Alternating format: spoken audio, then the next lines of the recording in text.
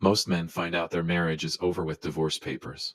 I found out in my own basement, and by the time I understood what was really happening, my name was already on things I'd never touched. My name is Lewis Jackson. I'm 51 years old. I own a modest three-bedroom house in Columbus, Ohio. I coach youth soccer on Saturday mornings, and until 11 days ago, I genuinely believed I was one of the luckier men alive. We will get to that. But before we do us one quick favor. Subscribe. A lot of people watch without ever doing it, but it costs you nothing and it means everything to us. Hit the like button while you're at it, and drop your thoughts in the comments after listening. You are going to love it here. Now let me tell you about my wife. Her name is Claire Ann Jackson. Married 15 years, together for 18. She likes lavender candles, true crime podcasts, which in hindsight should have been a red flag the size of Montana, and she takes her coffee with exactly one sugar and a splash of oat milk. I know this woman. I know her. Or I thought I did. This all started on a Tuesday in February, which is already the worst month of the year. Claire was in Atlanta visiting her college roommate Donna. She'd been gone 3 days. I was living my best bachelor life. Cereal for dinner, sports on every screen, wearing the same hoodie for 48 hours straight. Thriving, honestly. Then the furnace started making a sound. Not a normal sound. Not the usual groan and click that every furnace makes when it's cold enough outside to freeze your good judgment. This was a sound, low, rhythmic, like something metallic chewing on something it shouldn't. I called the first HVAC company that came up on Google. Guy named Dale showed up 40 minutes later. Dale Briggs from Briggs & Sons Heating and Cooling. Nice guy, big mustache. Smelled faintly of coffee and motor oil. Give me 20 minutes, Dale said, heading toward the basement.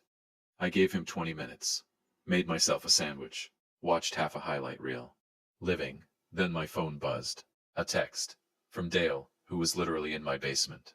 Mr. Jackson, there's a locked door behind your storage shelves. Who's inside? I actually laughed. Out loud. I typed back, Dale, buddy, we don't have a locked door back there. 3 dots. Then, sir, I can hear breathing inside, and there are 4 padlocks on the outside. I stopped chewing my sandwich. 4 padlocks. On the outside. I want you to understand something about that detail, because I didn't fully process it at the moment. Locks on the outside of a door don't keep intruders out. They keep whatever's inside in. That's not a security measure. That's a cage. I was down those basement stairs in 10 seconds flat. Dale was standing in front of our old metal storage shelves, the ones Claire insisted we keep even though I'd suggested donating them 3 separate times, and they were pulled slightly away from the wall. Behind them was a door I had never seen in 15 years of living in that house. 15 years. It was a plain hollow core door, painted the same gray as the basement wall. If the shelves were flush against it, which they always had been, you'd never know it existed. 4 heavy-duty padlocks, each on a separate hasp, and from behind it, faint but unmistakable, the slow rhythmic sound of breathing. Call the police, I told Dale. Already dialing, he said.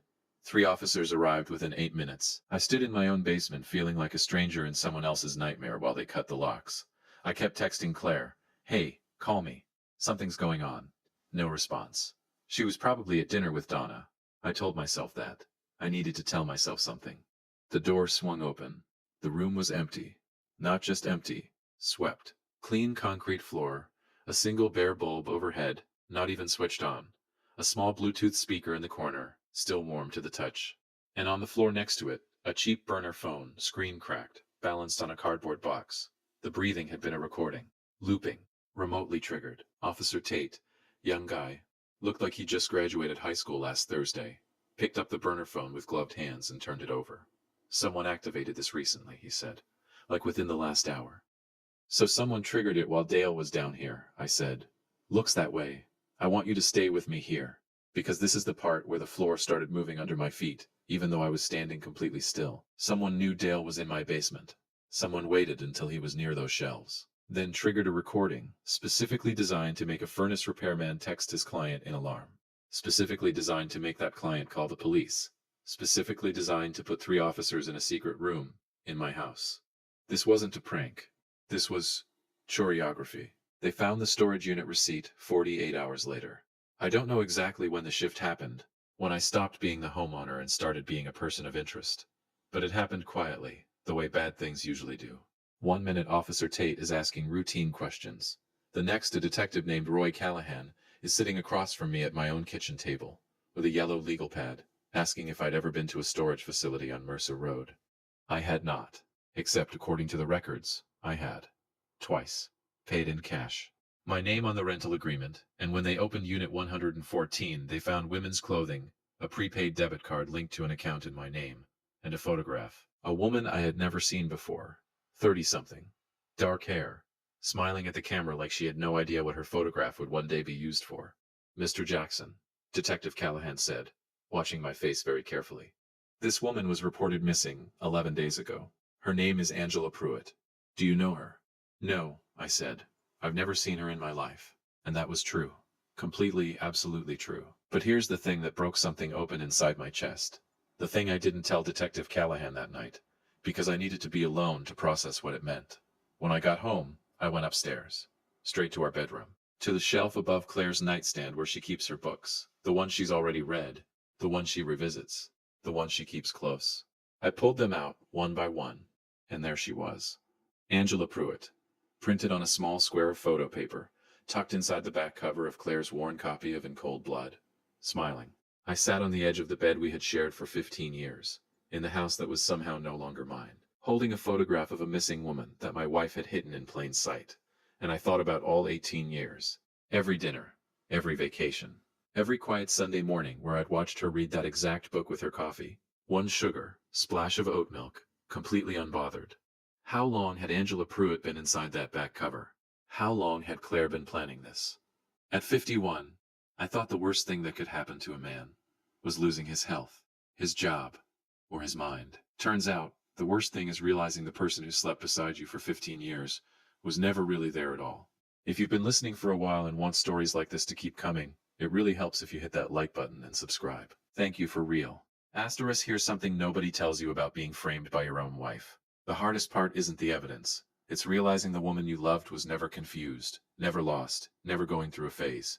She was always, always working. I need you to understand where I was mentally at this point. It had been 6 days since Dale Briggs texted me from my basement.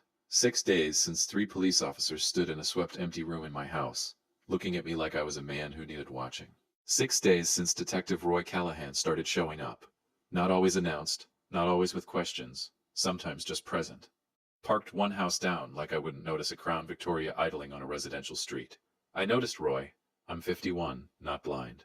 Claire had come home from Atlanta 2 days after the basement incident. I hadn't told her everything on the phone, just that something strange had happened, and she needed to come back. When she walked through the door, she looked exactly the way a worried wife should look.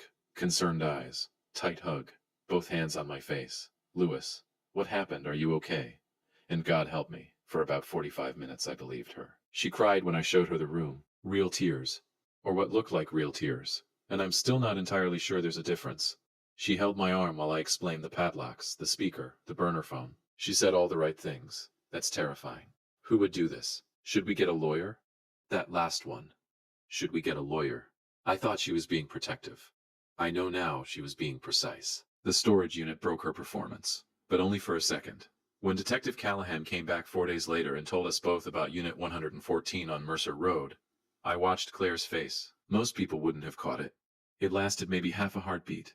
A tiny involuntary stillness, like a computer screen freezing before it recovers. Then the tears came back.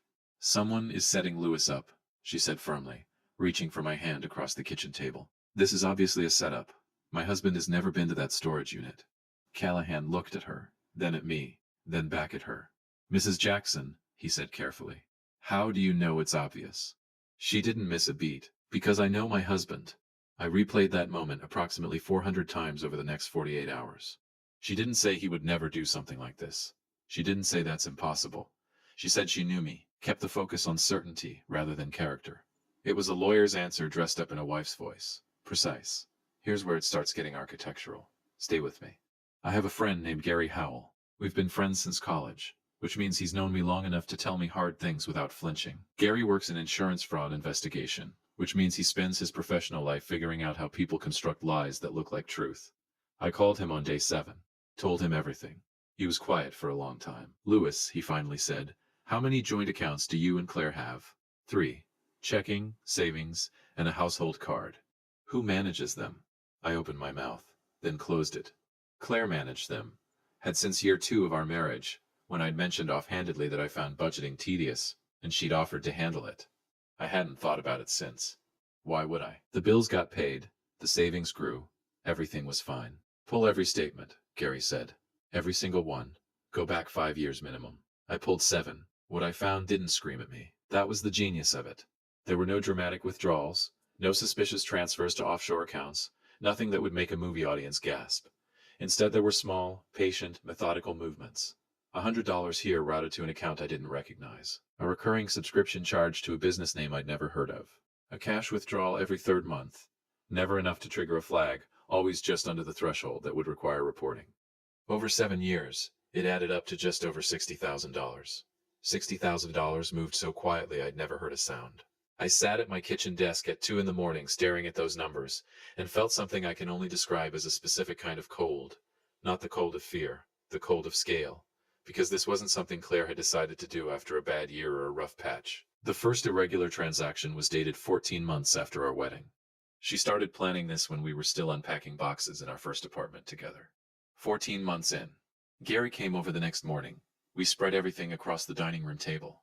Bank records, the storage unit paperwork, the police report, a timeline I'd built on a legal pad at 3 a.m. Gary studied it for a long time without speaking, which is his way of being respectful about the fact that what he's looking at is worse than you think. The storage unit rental, he said finally. Walk me through your phone that week.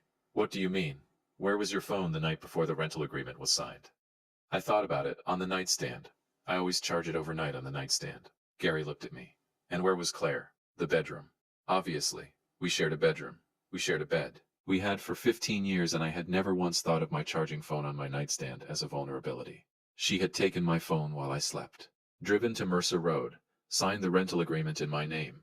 She knew my signature the way you know a song you've heard 10,000 times. Paid cash. Set up the unit. And been back in bed before my alarm went off. I thought about the morning after. Had she seemed different? Tired? Off? I couldn't remember. I couldn't remember because it was a Tuesday, and on Tuesdays I leave early for a 7 a.m. budget call, and I kiss her forehead and grab my travel mug, and I don't look back. 18 years of not looking back. The furnace call, Gary said quietly. I looked at him. You said you called the HVAC company the morning the furnace started making noise. Did you call from your cell or your landline? We don't have a landline. We haven't had one in years. Cell, I said. Pull your outgoing call log for that morning. I already knew what I was going to find before I found it. I think some part of me had known since the moment Dale texted me from the basement. I just hadn't been ready to look directly at it. The call to Briggs & Sons Heating and Cooling had been made from my number at 8:47 a.m. I had been at the office by 7. I had a timestamp on my parking garage entry to prove it. Claire had made the call. From my phone, which she'd taken again, or maybe kept, and used to schedule a repairman she knew would go to the basement, find the shelves, find the door, hear the breathing, and text me an alarm. She had engineered the entire first act. The furnace noise. I still don't know how she did it. But Gary suspects a small mechanical device attached to the blower. Something simple. Something removable. The secret room, built or discovered and prepared over God knows how long. The recording. The burner phone. The timing of the trigger. She had stood in Atlanta, at dinner with Donna, and with one tap on a remote app had set the whole thing in motion. While I ate a sandwich and watched highlights upstairs. Louis, Gary said, and his voice had dropped to the kind of register men use when they're about to say something they wish they didn't have to. This isn't a plan someone puts together in a few months. The financial movement alone goes back 7 years. The identity construction, your name on accounts you didn't open, your prints on a unit you didn't visit, that takes practice. Repetition. She didn't just study you. He paused. She became fluent in you. I stood up from the table and walked to the kitchen window and looked out at the backyard. The yard I'd mowed 1,000 times. The garden Claire planted 2 summers ago, which I'd helped water every evening that fall because she said the seedlings needed consistency. I had watered her garden while she was building my grave. At 51 years old, I had one move left. And I hadn't told Gary about it yet. I hadn't told anyone, because the only way it worked was if Claire believed, completely convincingly believed, that her plan had succeeded. She needed to think she'd won. And I needed her to stay comfortable just long enough. There is a particular kind of quiet that falls over a man when he stops being afraid and starts being dangerous. I found that quiet on a Wednesday morning, sitting at my kitchen table with cold coffee and 7 years of bank statements. And I made a decision that I have not lost 1 minute of sleep over since. Asterisk. I did not call a lawyer. I did not confront Claire. I did not go back to Detective Callahan with what Gary and I had found. Because here's the thing about evidence. It only works if the person presenting it is credible. And right now, in the eyes of Columbus PD, I was a 51-year-old man whose name was on a storage unit containing a missing woman's belongings. My credibility was not exactly at its peak. Claire had thought of that too. Of course she had. So I did the only thing she hadn't planned for. I became someone she couldn't read. First I called my brother, Dennis. Dennis Jackson, retired Army, currently living in Dayton, the kind of man who owns 3 guns legally, speaks in short sentences, and has never in his life panicked about anything. I drove to Dayton on a Thursday morning, told Claire I needed a few days to clear my head, and watched her face arrange itself into the perfect expression of sympathetic understanding. "Take all the time you need, baby," she said. I almost smiled. At Dennis's kitchen table over black coffee and leftover cornbread, I laid out everything: the basement, the storage unit, the bank records, the call logs, the photograph in the back of In Cold Blood. Dennis listened without interrupting, which for him is the equivalent of anyone else screaming in horror. When I finished, he was quiet for a long moment. "You said she talks to someone," he said. "Someone she trusts." "Her friend Renee," I said. "Renee Gallagher. They've been close since before Claire and I met. Talk every week. Sometimes twice. In person or phone? Both. Renee lives in Cincinnati. She visits maybe 4 times a year. They also do these long calls. 2, 3 hours sometimes. Claire takes them in the sunroom with the door closed." Dennis nodded slowly. "How long ago did you put the baby monitor in the sunroom?" I looked at him. He looked back at me, completely straight-faced. "Dennis," I said, "I haven't." "I know you haven't," he said, "but you're about to. Here is something I want to be clear about. I am not a vengeful man by nature. I coached youth soccer for 11 years. I have never in my life thrown a punch outside of a gym. I am the man at the cookout who makes sure everyone has a drink and remembers the vegetarians. Vengeance is not in my original wiring. But I am an extremely patient man. And patience, it turns out, is the only currency that matters in a long game." Dennis ordered the monitor online, paid cash at a UPS store kiosk, shipped to a P.O. box, the kind of operational precision that 18 years in the Army apparently just permanently installs in a person. I drove back home on Saturday, told Claire I felt better, let her hug me in the doorway while I counted her heartbeats against my chest, and felt absolutely nothing. That was the strangest part. Not rage, not grief, just clarity. I installed the monitor on a Sunday afternoon while Claire was grocery shopping. Small device, wireless, tucked behind a decorative plant on the sunroom windowsill that I have never once moved in 15 years, and neither had she. Took me 4 minutes. I drove to Dennis's that evening, confirmed the audio feed was clean on his laptop, and drove home for dinner. Claire made pasta, asked if I was feeling more like myself. "Getting there," I said. She smiled and refilled my water glass. I waited 19 days. 19 days of being Lewis Jackson, loving husband, cooperative resident, casual subject of a missing persons investigation. 19 days of answering Callahan's questions patiently, of letting Claire hold my hand in front of him, of watching her perform concern so flawlessly that even I had moments, brief disorienting moments, of wondering if I'd constructed the whole thing in my grief. Then, on a Thursday evening in the 3rd week, Renee Gallagher came to visit. I made myself scarce, told Claire I was heading to Gary's for the evening, kissed her cheek, and drove exactly 4 blocks before parking and opening my phone. The audio was crystal. They talked for 20 minutes about ordinary things: Renee's job, a cousin's wedding, a restaurant in Cincinnati worth the drive. I almost convinced myself I was wrong, that I had planted a listening device in my own sunroom based on paranoia and pain and Gary Howell's insurance fraud instincts. Then Claire's voice shifted. It was subtle, like a musician dropping from one key to another. Same instrument, same hands, different everything. She got quieter, more precise. The warmth drained out of her tone the way water drains from a bathtub, steadily and completely.